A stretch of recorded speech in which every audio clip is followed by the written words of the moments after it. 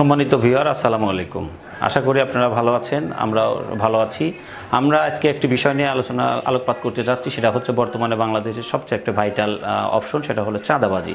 চাঁদাবাজি সম্পর্কে আমরা এআই রাহাতকে কয়েকটি প্রশ্ন করব এবং সে উত্তরগুলো জানব।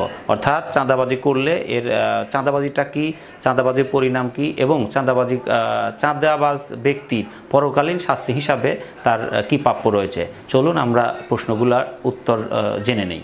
জি, আমার প্রথম প্রশ্ন হচ্ছে চাঁদাবাজিটা কি? চাঁদাবাজি কি?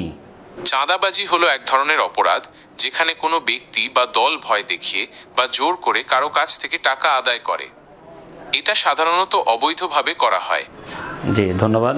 আমার পরের প্রশ্ন হলো চাঁদাবাজি দূর করার উপায়গুলো কি কি বলে আমরা বিশ্বাস করি বা মনে করি? চাঁদাবাজি দূর করার জন্য কিছু গুরুত্বপূর্ণ উপায় হলো: 1. জনসচেতনতা বৃদ্ধি করা। চাঁদাবাজির বিরুদ্ধে মানুষকে সচেতন করতে হবে এবং এর ক্ষতিকর দিকগুলো সম্পর্কে জানাতে হবে। 2. আইন শৃঙ্খলা রক্ষাকারী বাহিনীর তৎপরতা বাড়ানো। পুলিশ ও অন্যান্য আইন শৃঙ্খলা রক্ষাকারী বাহিনীকে চাঁদাবাজির বিরুদ্ধে কঠোর ব্যবস্থা নিতে হবে। 3. সামাজিক প্রতিরোধ গড়ে তোলা। সমাজের সকলকে ঐক্যবদ্ধ হয়ে চাঁদাবাজির বিরুদ্ধে রুখে দাঁড়াতে হবে। 4. আইনি সহায়তা। চাঁদাবাজির শিকার হলে দ্রুত আইনি সহায়তা নিতে হবে এবং অপরাধীদের বিরুদ্ধে মামলা করতে হবে।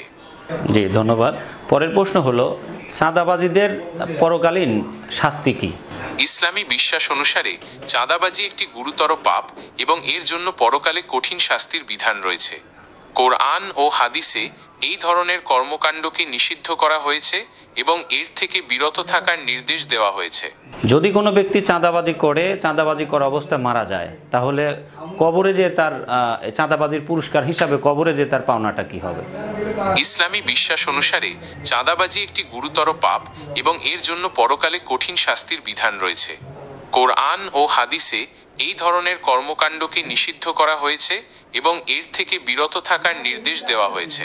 পরকালীন মুক্তি লাভের জন্য যারা চাঁদাবাজি আছে, যারা চাঁদাবাজি করে যাচ্ছে, এই চাঁদাবাজদের জন্য আপনার কিছু উপদেশ থাকলে দিবেন। চাঁদাবাজি একটি জঘন্য অপরাধ। যারা এই কাজ করে তাদের উচিত দ্রুত অনুতপ্ত হয়ে এই পথ থেকে ফিরে আসা এবং ক্ষতিগ্রস্তদের ক্ষতিপূরণ দেওয়া।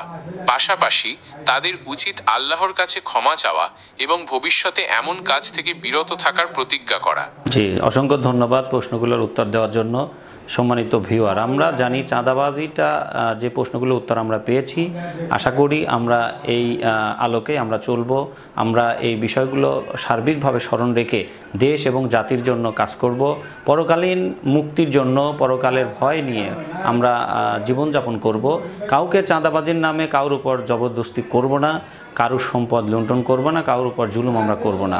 তো আজকের মতো আমাদের সাথে থাকার জন্য আপনাদেরকে অসংখ্য ধন্যবাদ জানিয়ে শেষ করছি। সবাই ভালো থাকবেন। আসসালামু আলাইকুম রহমতুল্লাহ।